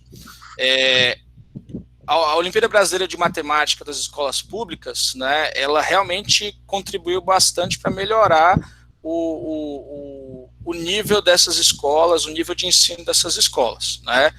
Um fenômeno que você pode analisar bastante é a de uma cidade no interior do Piauí chamada Cocal dos Alves, eu acho, que tem desempenho extraordinário na OBMEP, e quanto que a OBMEP, que é a Olimpíada Brasileira de Matemática das Escolas Públicas, melhorou, por exemplo, as escolas da região, tá? Então, assim, mas ainda é muito longe do ideal. Hoje participam da primeira fase da OBMEP 20 milhões de alunos. Isso é um número expressivo. A OBMEP é um projeto de inclusão social do governo. E, assim, existem dados de pesquisadores da área de humanas de que a participação os resultados de alguns alunos na Olimpíada Brasileira de Matemática, algumas conquistas de alguns alunos, elas causam um impacto muito positivo nos outros. É a história da maçã, só que não a maçã podre, é uma maçã muito boa que acaba ajudando os outros, os exemplos positivos, né? Então, assim, é muito longe do ideal, mas está melhorando. Existe, sim, investimento do governo federal. A verba anual para a OBMEP é uma verba significativa, tá? Ela existe há bastante tempo. Se eu não me engano, a primeira OBMEP ocorreu em 2005. A OBMEP, é importante frisar, ela surgiu no Ceará. A UBMEP, eu queria aproveitar para parabenizar um professor que foi nosso professor na UFC, hoje ele está aposentado, é o professor Lucas Barbosa, tá? O professor João Lucas Barbosa. O professor João Lucas é o grande fundador da UBMEP. Ele criou um projeto aqui em Fortaleza chamado Numeratizar. Numeratizar foi o precursor da UBMEP, né? Então, a Olimpíada Brasileira de Matemática das Escolas Públicas surgiu aqui, né? O embrião dele o embrião dela se chama Numeratizar e foi criado pelo professor João Lucas da UFC, né? Mas hoje a gente tem uma verba significativa. As escolas com melhores resultados, elas acabam recebendo investimentos do governo, construção de quadra poliesportiva, recebem computadores, os professores com mais alunos premiados recebem também capacitação, existem os alunos medalhistas de ouro recebem uma bolsa durante 12 meses, que é um projeto chamado PIC, que é um projeto de iniciação científica, né? Os bolsistas, os medalhistas também já têm garantido bolsa de mestrado em exatas quando você terminar a universidade. Então isso é fantástico. Imagina um aluno no colégio ganhou uma medalha na UBMEP e decidiu fazer um mestrado, uma graduação em exatas, e lá no mestrado ele já tem uma bolsa garantida pela premiação. Isso é fantástico, né? Então está longe do ideal, existe investimento sim, a UBMEP é um projeto real, é um projeto que causou um impacto muito positivo já aqui no Brasil, melhorou consideravelmente, mas claro, está muito longe do ideal. Repete só a última pergunta, que eu perdi eu esqueci, eu tenho um problema de esquecimento gigantesco. A última, são 3 perguntas. Vou colocar aqui para você, certo? Deixa eu só baixar aqui que eu estou pegando as perguntas, está aqui. Existem escolas que contratam professores voltados somente para esse tipo de ensino? No ensino público, acredito que não. No ensino público, não. Escolas privadas, sim. Tem gente que só trabalha com Olimpíada de Matemática. Eu tenho colegas meus, professores, que só vivem disso. Só trabalham com preparação para a Olimpíada. Mas é no mundo privado. Na escola pública, não. O que acontece na escola pública é que os professores concursados, eles resolvem criar projetos dentro da escola de preparação para a Olimpíada, sabendo que, uma vez esses alunos premiados, esses professores podem vir a ser premiados pela UBMEP, e a escola, né, os diretores, por exemplo, dessas escolas, acabam incentivando esses professores, né, para que a escola também receba prêmios, né? Então, tem escola que recebe quadra poliesportiva pelo resultado na UBMEP. Então, assim, eu acho que, eu não vou dizer com toda certeza, mas eu acredito que não existam professores que trabalham no universo público contratados só para isso. Os professores que trabalham na iniciativa pública com a Olimpíada de Matemática são professores já concursados, professores regulares da escola, que resolvem trabalhar num outro momento, num contraturno, a preparação para Olimpíadas. Mas no universo privado, sim, tem gente que só vive disso.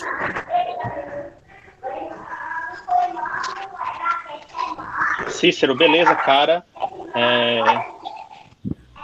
Gente, por gentileza, tem alguém que está fazendo um barulho aí? Eu peço que o Eurípides corte o microfone dessa pessoa, tudo bem? Pronto, acho que alguém entrou sem querer. Acho que alguém entrou sem querer e deixou o microfone ligado. Beleza. Posso continuar, Carlos? Antes de continuar as perguntas, deixa eu fazer um comentário aqui rapidinho. Eurípides, só dá uma parada no microfone da galera aí, alguém. Pronto, eu acho que eu consigo. Pronto, eu cortei o som. Não, Eurípides. É a Geise. É a Geise. Certo. Acho que agora já foi. Pronto. Acontece. Né? Pronto, perfeito. Um comentário que eu gostaria de fazer aí, que o Cícero começou, pessoas premiadas na UBMEP, elas também têm acesso a ingressar em graduações, como substituição do Enem. Universidades como Unicamp, USP e Unesp estão com essa iniciativa. Sim. E aí não só o premiado na UBMEP consegue ganhar uma bolsa de mestrado, como também pode utilizar como ingresso na graduação. Então, ele emenda graduação e mestrado automaticamente, caso queira. Sim, eu tinha esquecido disso aí, foi muito bem lembrado isso aí, porque até alguns anos, né, o nosso processo de ingresso nas universidades era através só de vestibulares, né, tradicionais e o Enem, mas as universidades do Brasil agora, algumas, elas também estão incentivando a participação em Olimpíadas Culturais, então, não só na UBMEP, se você for premiado em alguma Olimpíada Científica, Química, Física, Matemática, você tem acesso a essas universidades. Eu lembro claramente da Unicamp, a Unicamp é uma que eu tenho certeza que concede umas vagas para isso aí, eu acho isso aí extremamente importante. Né? Eu acho, bom, isso é uma opinião pessoal, eu acho o nosso nosso processo de admissão ao nível superior, eu acho ele muito cruel. Ele é injusto em vários motivos, né? Mas eu acho que o processo americano é um processo muito mais justo, né? De que você vai analisar o histórico escolar do aluno a vida inteira, vai analisar a declaração de imposto de renda da família, para saber se a família tem condição financeira de pagar ou não pelaquela universidade, senão o cara não vai pagar. Então, assim, tem uma série de coisas que eu acho que analisar o currículo a vida inteira é muito mais justo do que analisar o desempenho de um aluno em uma prova, né? O aluno se preparou o ano inteiro e na véspera da prova ele ficou doente e foi mal na prova, ele perdeu um ano inteiro de preparação, né? Então, mas acho que isso foge do escopo aí da nossa conversa, mas foi muito bem lembrado aí, sim. As Olimpíadas, elas podem servir de ingresso hoje em ótimas universidades aqui no Brasil. Eu vou passar aqui uma pergunta do seu ex-aluno e hoje colega nosso de trabalho, Diego Eloy, tá certo? Certo. E ele pergunta o seguinte: Cícero, fui seu aluno de Olimpíada. Sempre aprendi bastante com você, assim como sou grato por você ter aberto várias portas para mim no início da minha carreira como professor. Você considera que teve um tutor? Além de ser flamenguista, você se arrepende de algo que fez no início da sua carreira como professor? Peraí, se eu tive algum tutor, se eu tenho... Primeira pergunta.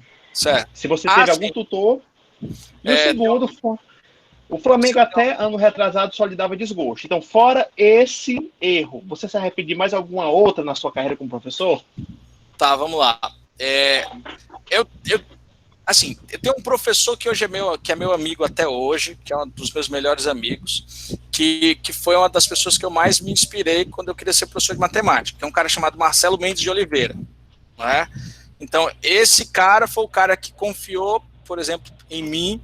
Ele achou que eu tinha condições de trabalhar com a Olimpíada, foi ele que abriu as portas para mim na escola. Né? Eu acho que, como eu falei, eu tive a sorte de ser contratado para trabalhar na escola 1 ano depois de eu ter terminado o colégio e logo no início da graduação. E ele foi uma pessoa que eu muito me espelhei, né?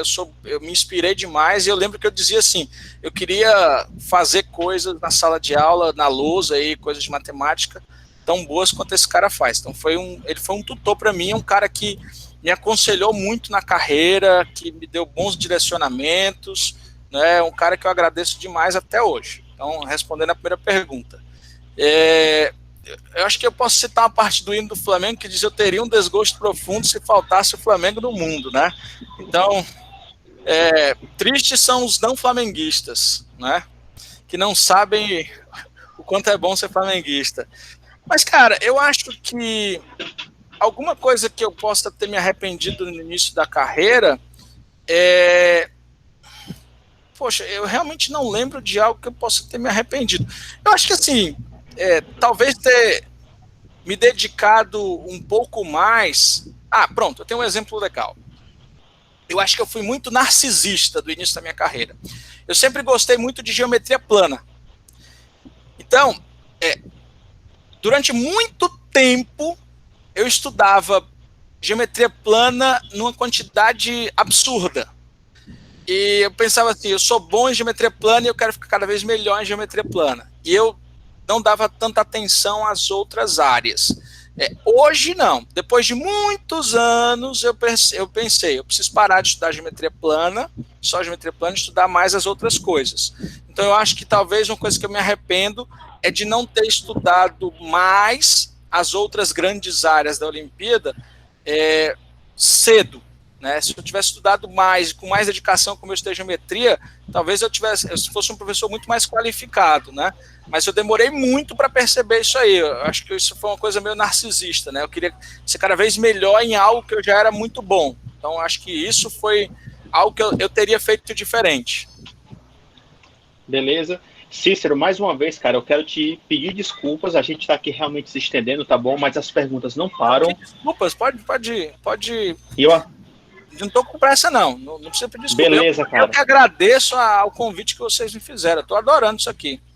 Cara, que bom, que bom. A gente tá muito feliz mesmo, tá certo? Imagina, eu tô conseguindo interagir com, sei lá, 50 pessoas ao mesmo tempo, 40 pessoas ao mesmo tempo. Isso é muito bom nesse momento aqui que a gente tá vivendo, que a gente só se interage com a família. Pô, tem um monte de gente aqui que tá conversando ao mesmo tempo. É maravilhoso isso aqui. Beleza, cara, beleza, que bom. O Ícaro, que é o nosso aluno do S1, pergunta: professor, na sala de aula é perceptível que há alunos que não fazem perguntas por medo de falar algo errado. Como professor, o que é possível fazer em relação a isso? Ainda mais em turmas mais avançadas, como a de ITA.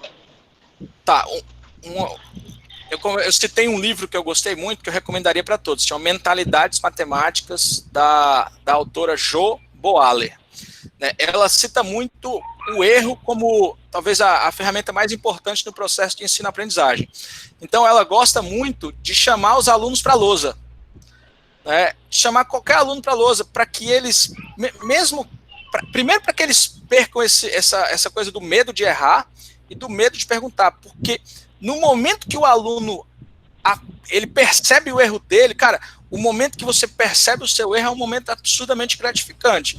Então, assim, eu acho que o ideal é que o professor ele consiga interagir bem com todos os alunos, né? Que ele consiga ganhar a confiança de todos eles, para que ele consiga estabelecer isso, né? De trazer o aluno para frente, para trocar ideia. Uma coisa que eu gosto muito de fazer nas minhas aulas, que eu acho, nas aulas de Olimpíada, de escolas militares, eu gosto muito eu termino uma solução de uma questão e eu digo assim, alguém teve uma outra ideia e todos que se manifestam, eu faço questão de dizer, o fulaninho mostrou uma solução. Eu disse, pessoal, a solução dele foi muito melhor do que a minha. Ela foi mais curta, ela foi mais enxuta, ela teve uma criatividade muito maior e eu faço questão de mostrar isso para todos os alunos. Então eu acho que é isso, dar oportunidade de eles interagirem, tá? E claro, de alguma forma mostrar para todo mundo o quanto que o erro é importante no processo de ensino-aprendizagem. Se você convencer seus alunos de que ele aprender com os erros dele vai fazer com que ele amadureça muito mais, certamente você vai fazer ele perder um pouco esse medo de fazer perguntas. Deixa eu aproveitar aqui, meu amigo, e colocar aqui mais uma que nós temos aqui para não perder a ordem. O Anderson, tá certo. O Anderson fez uma pergunta assim, ó. Professor Cícero, atualmente temos visto muitos vídeos de agressão aos professores lá em São Paulo. Minha pergunta é, se você passou por isso ou viu uma situação dessa com algum colega de trabalho? Olha, eu nunca vivi uma situação dessa de agressão na sala de aula. Isso eu posso dizer que isso foi muito bom para mim, né? Ainda bem que eu nunca vivi nada disso, né? O máximo que eu tive de coisas ruins na sala de aula é algum aluno, por exemplo, dizer eu pago seus salários, né? Então acho que isso foi a coisa mais ofensiva que eu ouvi na minha carreira de professor. Mas que sim, a gente aprende a lidar, né? O ser humano é algo que precisa ser estudado sempre, né? Eu nunca vivi violência física, tá, na sala de aula, ainda bem, tá? E assim, eu escutei muitos colegas professores, principalmente no início da carreira, que citaram violência nas escolas públicas. certamente, um dos grandes motivos de eu nunca ter feito concurso para a escola pública foi o medo da violência que eu ouvi de muitos colegas. Eu acho que, às vezes, tinha muito exagero. Eu sei que existem situações reais de violência, mas, assim, eu criei uma imagem muito negativa de vários colegas que citavam exemplos de alunos que assistiam aula drogado, alunos que assistiam aula armados, alunos que roubavam professores. Então, assim, isso foi um dos grandes motivos de eu nunca ter feito um concurso para a escola pública. O medo disso aí. Agora, Cícero, isso só existe na escola pública? Não. Os exemplos aí, a mídia mostra bastante, né, que isso não acontece só na escola pública, isso acontece também na escola privada.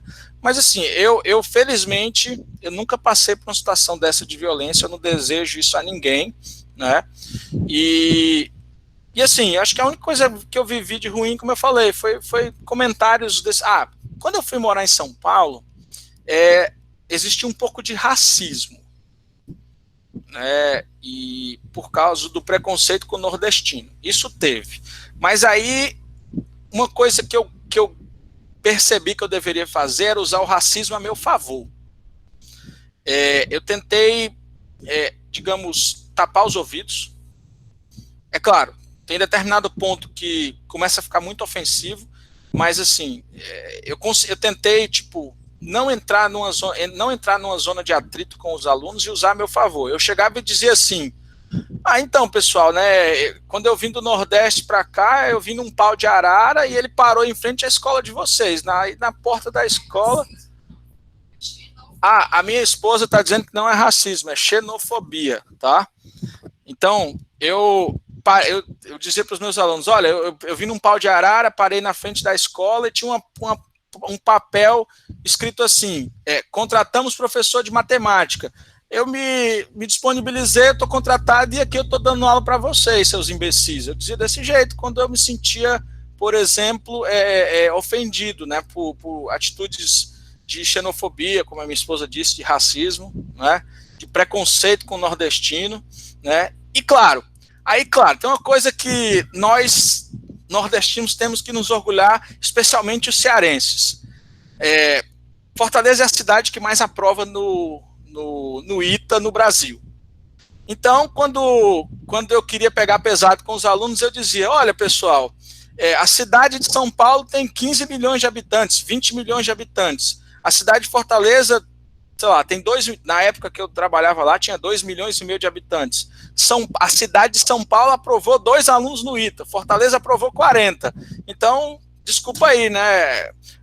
A nossa farinha ajuda bastante. Eu prefiro muito o meu sotaque nordestino do que isso aqui. Então, eu acho que você tem que usar isso a seu favor. Então, eu acho que isso foi um ponto muito positivo para mim. Eles me chamavam de Ceará, né? E eu usei muito a meu favor essa parte da xenofobia aí, do preconceito com o nordestino. Mas violência física, felizmente, nesses 20 anos aí como professor, eu nunca vivi, ainda bem.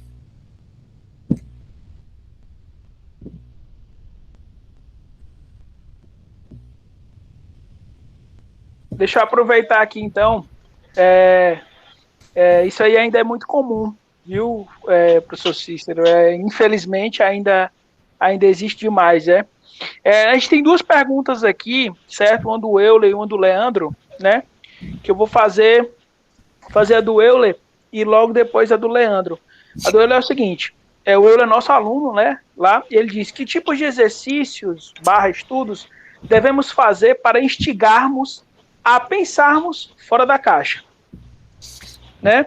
E se você puder aproveitar, são 2 perguntas distintas. A do Leandro Lúcio, ele diz assim: é possível ganhar bolsa no exterior por meio da OBMEP?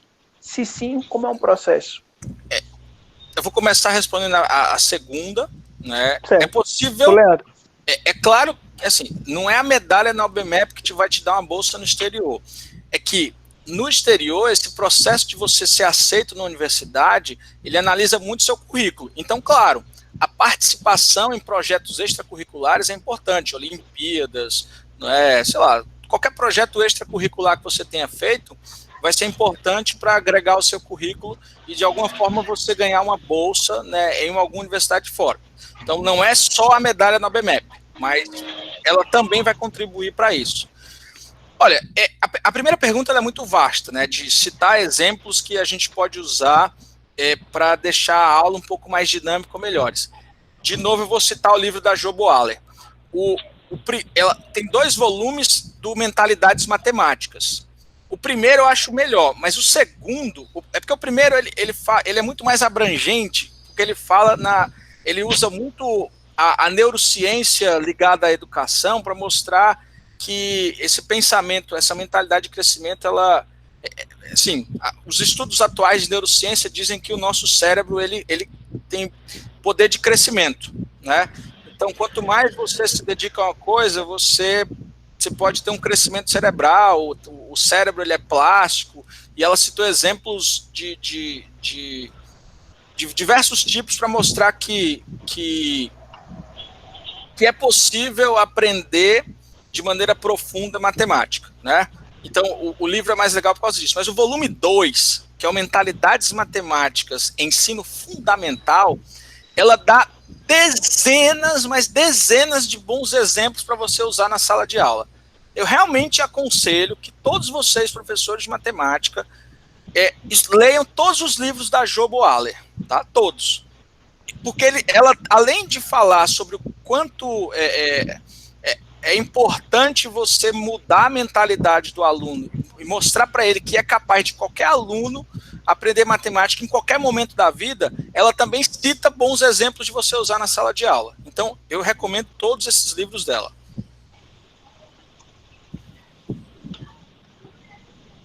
Show! Nós temos aqui a nossa última pergunta, o Cícero. Ele é bem bacana aqui, é o Pedro Henrique, tá certo? A nossa última pergunta. Ele diz assim: olá, professor. Estudar algo além do cobrado num currículo, vestibular ou Olimpíada, pode ser algo bom ou ruim? E por quê? Estudar nunca vai ser ruim. Estudar mais nunca vai ser ruim. Eu acho que estudar coisas que estão fora digamos, do que é oferecido na grade curricular atual da nossa vida sempre é positivo. Isso serve para abrir a sua mente, né? Serve para você criar hábito de estudo, você acabar estudando coisas que estão fora, por exemplo, da sua realidade atual de sala de aula, de Olimpíada, vai te ajudar a pensar de maneira mais profunda, a ganhar criatividade, a ganhar hábito de estudo. Então, eu realmente aconselho, se você quer estudar, o Pedro Henrique, eu acredito fortemente que ele é atualmente meu aluno. Para ele fazer essa pergunta aí, eu acredito que ele é meu aluno. E, sim, ele acabou de responder. E eu sei que ele está estudando muito cálculo diferencial nesse momento, né? Então, eu recomendo sim, PH, que você estude coisas que são fora da Olimpíada, fora da sala de aula. Nunca é demais estudar matemática. Ele está estudando álgebra linear, tá ótimo.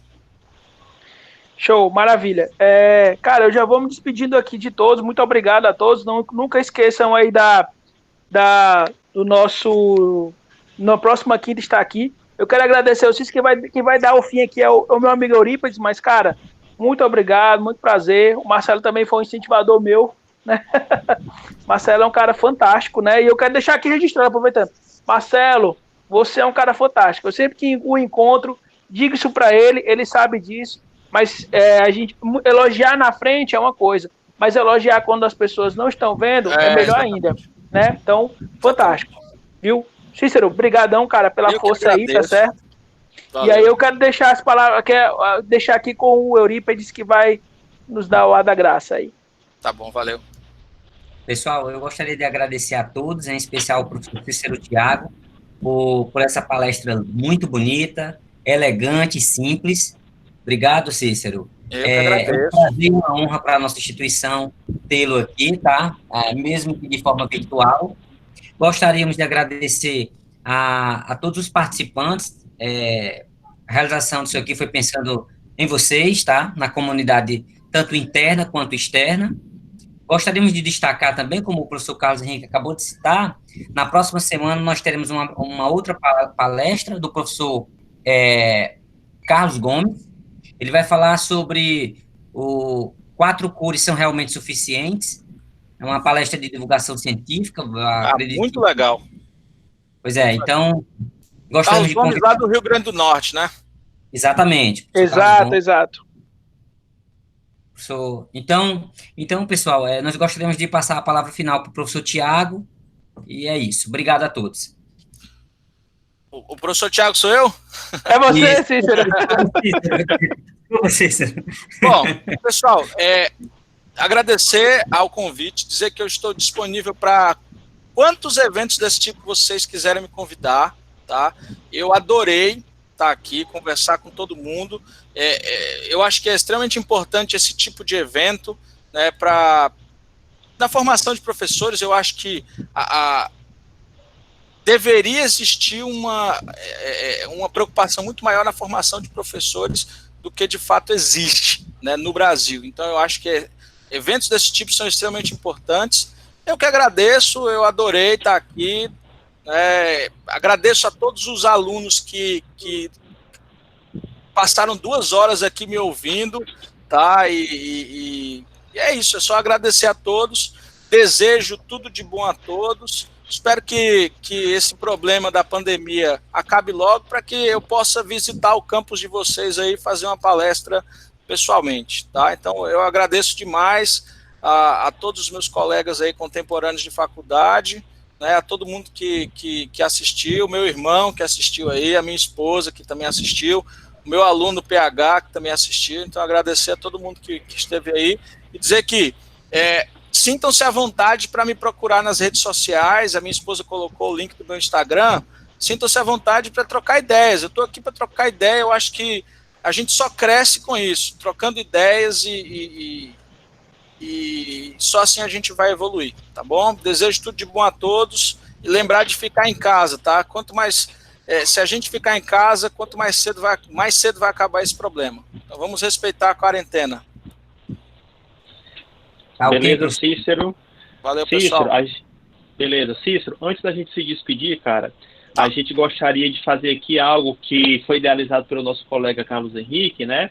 A gente tem no Campus Maracanaú como sede daqueles projetos do INPA, né? O Pró-Olímpico, sim. Beleza? E a gente costuma fazer uma salva de palmas virtual, tá certo? Então eu peço aí que o pessoal ligue as suas câmeras, se for possível. Eu sei que nem todo mundo está fisicamente bem apresentável, tá certo? Mas a gente você é um exemplo, né? Com essa camisa aí. Não tem problema, tá? Maravilhosa, né? Uma camisa maravilhosa, parabéns, viu, Davi? Obrigado, cara, obrigado. Mas a gente pede aí, pessoal, que vocês desliguem liguem os microfones, pelo menos, tá certo? E a gente vai fazer aqui uma salva de palmas pro professor Tiago, beleza? Eu vou fazer aqui uma contagem até 5. No 5, a gente bate palmas, beleza? 1, 2, 3, 4, 5. Valeu, então. Valeu, pessoal. Muito obrigado. Valeu, cara. Obrigado. Com certeza, Tchau. quando a gente volta.